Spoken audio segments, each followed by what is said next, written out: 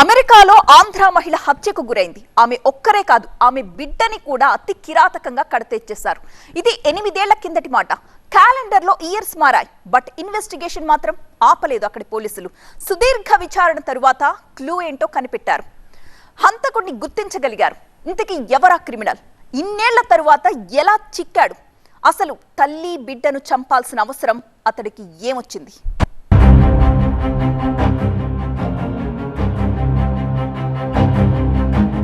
శశికళ నర్రా ఆంధ్రప్రదేశ్ వాస్తవ్యురాలు. అమెరికాలో భర్త ఉద్యోగం చేస్తుండటంతో కొడుకుతో సహా వెళ్ళింది. బట్ అక్కడ దారుణ హత్యకు గురైంది. అప్పటి నుంచి పోలీసులు దర్యాప్తు చేస్తూనే ఉన్నారు. ఇప్పుడు తేలింది హంతకుడెవరో, అసలేం జరిగింది. నర్రా హనుమంతరావు అమెరికాలోని న్యూజెర్సీలో సెటిల్ అయ్యాడు. ఉద్యోగం చేస్తూ భార్య శశికళ, కొడుకు అనీష్ సాయితో కలిసి మాపుల్ షేడ్లోని అపార్ట్మెంట్లో ఉండేవాడు. 2017 మార్చి 23న ఆఫీస్కు వెళ్లాడు. డ్యూటీ అయిపోయాక తిరిగి ఇంటికొచ్చాడు. భార్య బిడ్డ ఇద్దరూ రక్తపు మడుగులో ఉండటం చూసి షాక్ అయ్యాడు. వెంటనే పోలీసులకు ఇన్ఫార్మ్ చేశాడు. స్పాట్కి చేరుకున్న పోలీసులు అన్ని ఆధారాలు సేకరించారు. విచారించే క్రమంలో శశికళ బంధువులు పోలీసుల్ని ఆశ్రయించారు. హనుమంతరావుకి కేరళకు చెందిన ఓ మహిళతో ఇల్లీగల్ ఎఫ్ఐఆర్ ఉందని, ఆ కారణంగానే తమ బిడ్డను చంపేసి ఉండొచ్చని అనుమానం వ్యక్తం చేశారు. దీంతో హనుమంతరావును అరెస్టు చేశారు. కానీ స్పాట్లో దొరికిన డిఎన్ఏతో సరిపోకపోవడంతో రిలీజ్ చేశారు. భార్య బిడ్డను హనుమంతరావు చంపలేదు. మరి హత్య చేసిందెవరు? ఈ కోణంలోనే పోలీసులు విచారణ ముమ్మరం చేశారు. అదే సమయంలో హనుమంతరావుకి సహోద్యోగి హమీద్తో గొడవలున్నట్టు గుర్తించారు. అతన్ని విచారించాలని అనుకునే లోపే భారత్కు వెళ్లిపోయాడు. అమెరికా అధికారులు భారత్లోని హమీద్ను సంప్రదించి డిఎన్ఏ నమూనాలివ్వాలని కోరారు.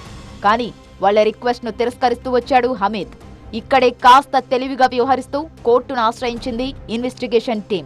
దీంతో డిఎన్ఏ సేకరించడానికి హమీద్కు జారీ చేసిన ల్యాప్టాప్ను తమకు పంపమని కోరుతూ 2024లో కాగ్నిజెంట్ సంస్థకు ఉత్తర్వులు జారీ చేసింది న్యాయస్థానం.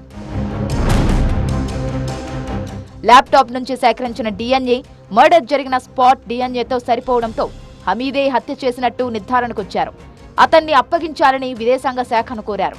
అథారిటీస్ స్టిల్ కూడా క్లియర్ ఎవిడెన్స్ ఇవ్వలేదని నేను అనుకుంటున్నాను. Yes, what is the motive behind that person and why the government is still delaying the process? Why is it not giving the final answer to get a person here?